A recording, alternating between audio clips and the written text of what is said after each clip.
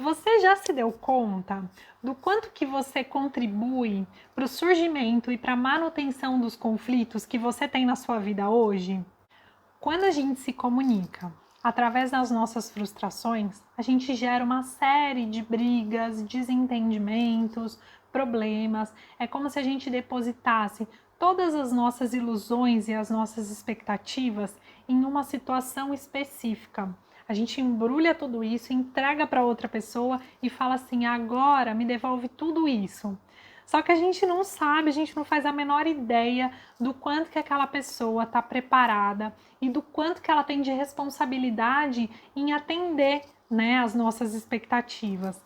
A verdade é que o outro não tem responsabilidade nenhuma com isso e que toda vez que a gente cria esse tipo de expectativas, o único resultado é a frustração.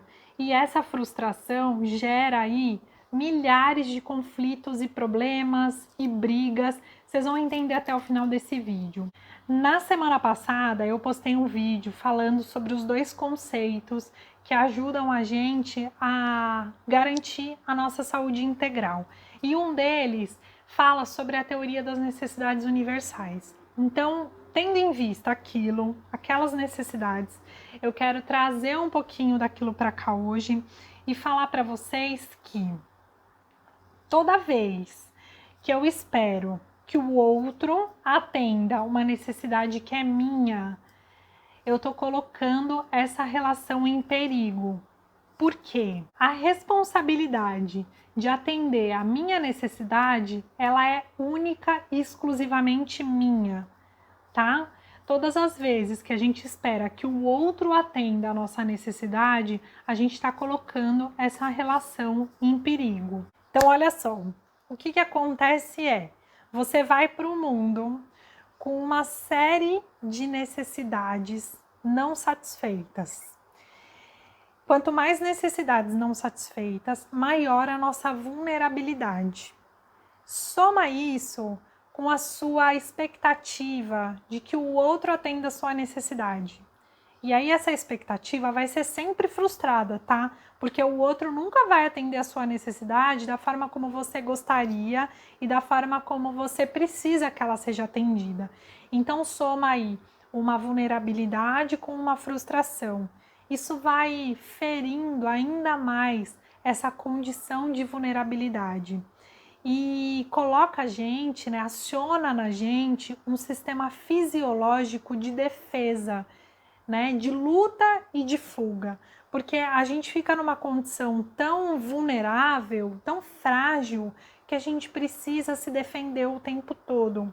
E agindo nessa camada de proteção o tempo todo, a gente só promove conflitos e desentendimentos, porque a gente vai se comunicar com o outro através das nossas frustrações. Então, o que vai existir? Vai existir muita cobrança, vai ser uma relação baseada na desconfiança. As regras, né, que foram estabelecidas antes, elas não serão cumpridas porque as expectativas estão muito altas, não vai existir acolhimento porque já não existe espaço para esse acolhimento, né? A pessoa está muito sedenta, então todas as condições elas ficam muito distorcidas. E aí o que acontece com isso é que a gente se comporta de uma forma que a gente não fica feliz, né? Essa forma, ela reforça uma imagem negativa da gente mesmo. E depois que aquilo acontece, que aquela briga acontece, aquele conflito, né? Aquela situação de conflito aconteceu, a gente vai se sentir culpado e envergonhado. E isso é muito ruim porque vai reforçar as nossas crenças negativas a nosso respeito. E existe aí uma demanda de reparação. Então a gente começa a olhar para o nosso entorno, olhar para aquela pessoa ou para aquelas pessoas que a gente teve, né, aquele conflito, identificar o que é que essas pessoas valorizam e a gente vai começar a se comportar a partir daquilo que aquelas pessoas valorizam, né? Um comportamento que a gente chama de reparação. Só que esse comportamento de reparação, ele não parte de um estado saudável da gente mesmo, porque lembra, existe aí um monte de necessidade para ser atendida. Então a gente continua agindo naquela relação para atender uma necessidade que está muito a gente está muito sedento daquilo ainda, né? Então o que a gente faz? O nosso intuito de agir com esse comportamento de reparação, que é se aproximar do outro, a gente acaba afastando ainda mais o outro. E à medida que você se esforça para tentar reparar aquilo, né, agindo, se comportando de uma forma que você nem é coerente com aquilo que você acredita, vai fazendo com que as pessoas se afastem, isso reforça a sua autoimagem negativa.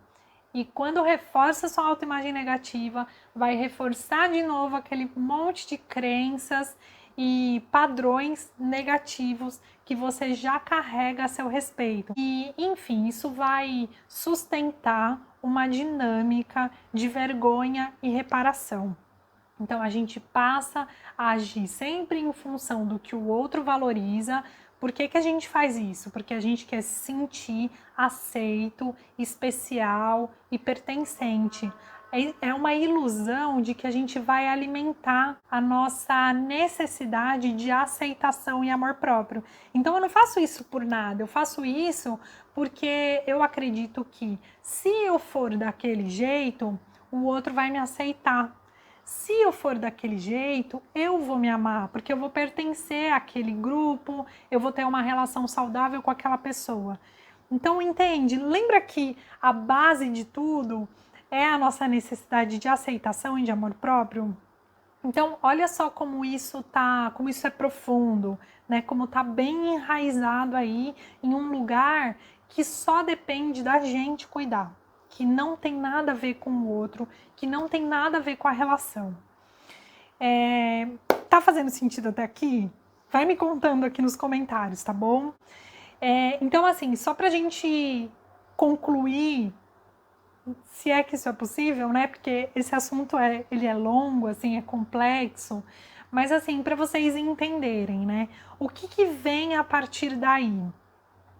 Vem essa necessidade de reparação e esse sentimento contínuo de vergonha. Agora, para a gente sair dessa camada de proteção, né? O sair da camada de proteção é o fim. Como que a gente começa?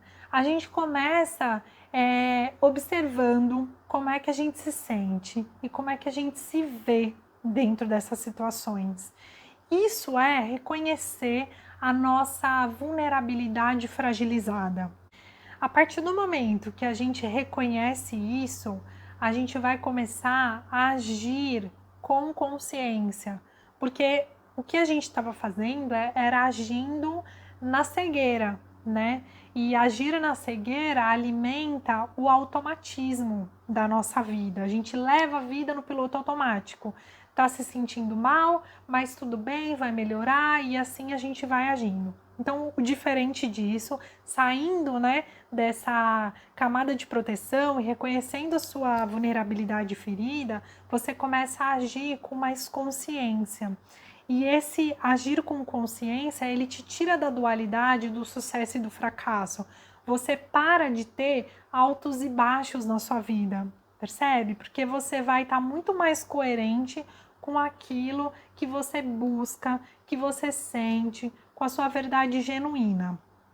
Bom, por trás disso, né, tem a negação, eu vou usar essa palavra, de uma série de crenças e padrões que a gente carrega dos nossos pais e dos nossos cuidadores.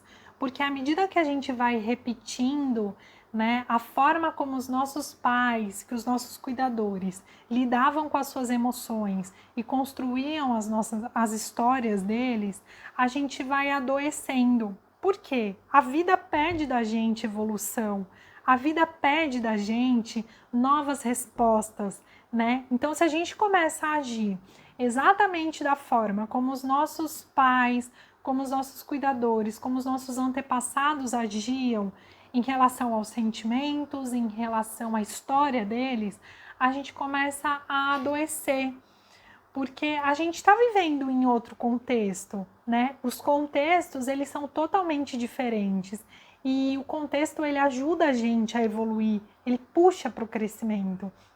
E quando a gente age honrando aquilo que já aconteceu, a gente não está sendo coerente com a vida, com aquilo que a vida pede da gente. Então a gente adoece. E aí, à medida que a gente adoece e começa a se conformar com isso, a agir com uma certa resignação, né, em relação a isso, a gente vai reforçando, porque existe aí uma falsa ilusão, né, de que a gente não pode sentir a dor. Só que todas as vezes que a gente foge da dor, essa dor cresce. Todas as vezes que a gente foge de um sentimento negativo, a gente está colocando pólvora para aquele sentimento negativo crescer. Porque uma hora a gente vai ter que olhar para aquilo. Não tem jeito, né? Então, e a única forma de você curar uma dor é olhando para essa dor, lidando com ela, e aí você meio que cria, né, um sistema de contenção. A gente acaba com os monstros e com as ilusões que existem ali. Quando a criança tem medo do escuro, a gente vai lá e acende a luz, a gente consegue dar para ela a noção de que não existe monstro no escuro. Então tem aí uma série de recursos que a gente usa, que a gente tem à nossa disposição quando a gente está saudável e satisfeito das nossas necessidades e que a gente não tem quando está agindo na nossa camada de proteção. Quando a gente está na camada de proteção, a gente fica se distraindo da dor. A gente adota uma série de comportamentos e uma série de recursos que vão distrair a gente daquilo que a gente está sentindo. E se distrair, mantém a gente na nossa camada de proteção e mantém os nossos comportamentos reparadores. Mantém a gente no sentimento de vergonha e de culpa.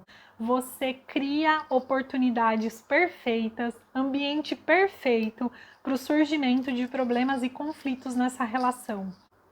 Se você está fazendo esse ciclo, presta muita atenção em você mesmo. Olha para dentro e começa a se perceber o quanto que você está cuidado ou o quanto você está vulnerável. Olhou para isso, vocês vão sentir que as coisas começam a mudar. Mas antes de mudar fora, é muito, muito, muito necessário e fundamental mudar dentro primeiro. Tudo bem? Então era isso que eu queria falar para vocês hoje. Deixa aqui todos os insights que vocês tiveram, os significados que vocês criaram a partir dessa troca que a gente teve, porque eu vou adorar ler todos os comentários, tá bom? Se você acha que esse conteúdo vai fazer diferença na vida de alguém, compartilha com essa pessoa. Assim você fortalece o meu trabalho e a gente consegue distribuir por aí sementinhas, né, de transformação e de conhecimento para esse mundão, tá bom? Um grande beijo e até semana que vem. Tchau!